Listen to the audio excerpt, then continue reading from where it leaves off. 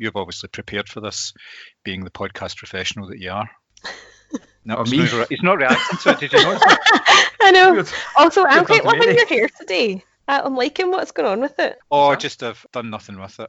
I washed it and nothing else. Just If woke I'm up not, with This whole thing. if I'm not going out, I don't put anything in it, and it's naturally quite straight and flat. Just like you. I was going to say how I Oh, like my straight. men. Straight and fat, more like. Oh, what did you think of that clip, actually? I'll ask Beefies. I don't know if you've seen it, John. It was a clip of the Avengers for America. It was opening night. Didn't see it, no. You see it? You saw it, made like a tag into it. It warmed the cockles, I must admit. It's opening night, and it's a scene where Captain America grabs Thor's hammer, and everyone's cheering and whooping and all that, and I'm going, maybe it's a cultural thing, but I don't know if that annoyed me or no. There was some like claps and cheers and like mild sort of reaction, mainly from me, in the cinema when I went to see it, but nothing like on that scale. But part of me thinks I think it'd be nice to be in a room like that where everyone's so enthusiastic about it. I know, I'm in two minds about it, because when I went to see it, I thought the crowd were a bit too... The crowd laughed a lot during it, and it was bits that were obviously funny, but not that funny, that they were treating it like a comedy. And the guy next to me, for every time fucking Thor came on screen, was the funniest thing ever. Oh, really? Even when it wasn't funny. Wanted to be near these people. The worst one I ever had was at Captain America, where I had these three I don't know what you would call them, like fanboys or something, who literally sat and explained like every plot point or like every reference, like because there's like few like Top Gun references and stuff, and they explained it all really loudly. So I just started turning around and going like, "Oh well, thank God you're here to explain all of this. I wouldn't have got that." And then they started to shut up after that. Yeah, that did piss me off. Like I said, I was in two minds watching the clip, because it did sound pretty cool. Mm-hmm. But at the same time, I'm like, how much it is genuine and how much it is people wanting to make it about them. Mm-hmm. Yeah. It depends on the type of audience, because I think I've told you this before. Some of the films, when I was at Sitges, they would clap a death or whatever that, if it was quite spectacular. If it was because it's a fantasy and horror film festival, there's like quite a spectacular death. Someone gruesomely gets it, especially if it's like the bad guy at the end or whatever. Yeah. People would cheer and clap, and at first I thought okay, but then after that you kind of go, yeah, I'm quite into this actually. You know, it's respectful audience participation. Like that as well. They're quite rowdy, but then everyone's had a drink at Fright Fest, so I always kind of put it down to that. But a few of the films we went to see, there was a lot of whooping and hollering, and I do quite like it. It does make you feel like you're part of a community of people who just love cinema. However, if that was my experience all the time, I don't think I'd have the patience for it. No. I went to see Avengers a second time, and I went to see it at the VIP, so it was a lot smaller crowd, and the majority of people there, I assumed, had seen it before, but the girl next to me definitely hadn't. And when Captain America grabs the hammer, she just kind of went like that, just kind of to herself, and I really liked that, because I was like, just a second. That is the funniest noise I have ever heard you make. See, that's the kind of noise I think you would make, Mary, when you're watching these things. Yeah, just a high pitched. I'm glad you added watching these things there to the end of that. Chris did say the other day he's going to start filming my reactions to The Mandalorian. He was like, it's not normal. I don't really see, to be honest with you, I've not really taken much of it in the sense that I'm only there for the baby. I quite like the storyline, but I think a couple of the battle scenes have been quite good. And I think, oh my god, I've forgotten his name. The guy that plays the Mandalorian. Pedro Pascal? Yes. Yeah. I think he's really good. Is it the best thing I've ever seen? No. But like I said, I'm only there for the teefies and the little hairs and the little waddle. No, I'm enjoying it. I like Rogue One as well. Yeah, I like Rogue One, but I can say to you the other day, I can see why Gareth maybe doesn't like The Mandalorian, because it's very like Rogue One to me. Mm-hmm. Does he not like it? Rogue One? Fuck, you joking? No, does he not like The Mandalorian? No. Oh. What is it about he doesn't like? He never really said. He's mentioned it, but he's kind of like, he's not really being explicit in why he doesn't like it. He's kind of danced around it. But I think it is the fact that it doesn't, in a way, Rogue One didn't really feel like Star Wars. I think Rogue One's excellent, but it didn't feel like Star Wars. I think this kind of maybe is the same thing for him. Yeah, I mean, I did see people complaining on Twitter. They're like, oh, it's not canon. Oh, for fuck's sake. And I was kind of like, oh, does it need to be? It's fucking canon. Disney said it's canon in the end. Uh-huh. Disney want to remake the fucking A New Hope and kill Luke Skywalker in the opening scene. It's now canon. Shut it. I know, and I hate that. That's such a film school knob phrase. See, the next time somebody says here it's not canon, just say they've retconned it. As I say, I'm only there for the baby.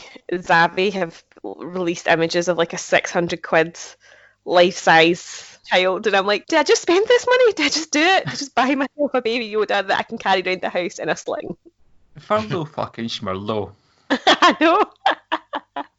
I know, because Chris and I were like, well, we're really going to have to tighten our belts, because between us, that says we've lost 40% of our income every month, blah, blah, blah. And I'm like, do I want a £600 baby Yoda? Yeah, so I'm contemplating buying this. It has the teeth. Because there's other films I was thinking, like Audition came into mind.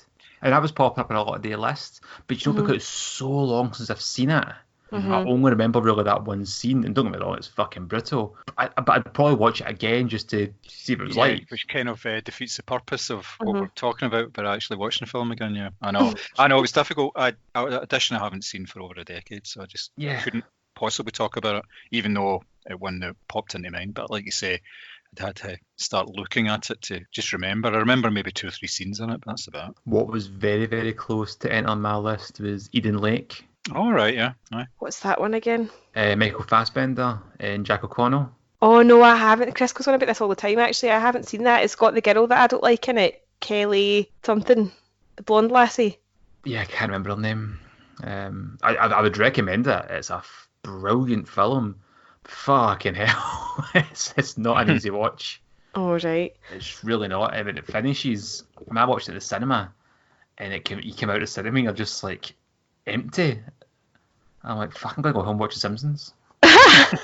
That's it. You need to. It's like I always feel like after one of these films, you do need to go and watch something like I don't know, like Family Guy or something, like whatever's on TV late at night, just try and get yourself out of the funk of what you've just witnessed. It might have been this. It might have been Eden Lake actually. My mate went to see. He went to see it and came out and went to see Kung Fu Panda 2 after it, just to try and get some joy back in his soul. I'd recommend it. Man, it's absolutely brilliant. It's funny because I first watched Eden Lake. It was before before I really knew who Michael Fassbender was. So I've attempted to watch it again just to see him in it. But and Jack O'Connell as well, because Jack O'Connell's young in it. Oh, he's brilliant. He's brilliant in everything though. He's so good. Somebody tweeted the other day that it was Michael Fassbender's birthday, and then there was like this big thread of something like somebody tweeted it was like, oh, happy birthday, and they'd like a collage of pictures from him in various films, and they're like, are we all forgetting that he's a girlfriend beating scumbag? And then that just went downhill rapid fire from there, because I must admit I forgot that there was accusations out against him as well until I read that thread again. I mean, some people have been cancelled and they've slowly sort of got their careers back, kind of. I think so. I'm going to put my neck on the line, and while I'm not going to say that Mel Gibson's uncancelled, he's back making really good movies. Yes, Mel Gibson's one of the kind of strange anomalies where he seems to do whatever the fuck he wants and get criticised for it. Oh yeah, I have no like blowback. I mean, he was outcast for a while, but actually, part of me thinks that some of that will have been self-imposed because he had to get himself sober as well. But people like Rob Lowe, he fucked an underage girl. Robert Downey Jr. was seen as a bit of a problem child as well, not on the scale of Mel Gibson, obviously, but there are some people who've sort of worked their way back in. Could it be that all these people did something before cancel culture was a thing? Therefore, when they did it, it was acknowledged and people just moved on. Whereas people like Harvey Weinstein, well, obviously fucking rape people, that's different, but other people, he's a bad example, other people have not even sexual assault allegations, but sexual harassment allegations. It wasn't addressed at the time, so they've been judged by today, where Mel Gibson was judged by then. I mean, how long ago was the whole sugar tits thing?